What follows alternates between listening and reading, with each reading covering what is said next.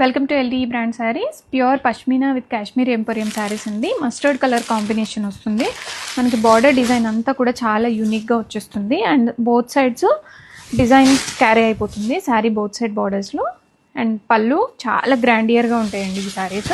Light weight and grandeur collection, premium quality pure pashminas ఇవి.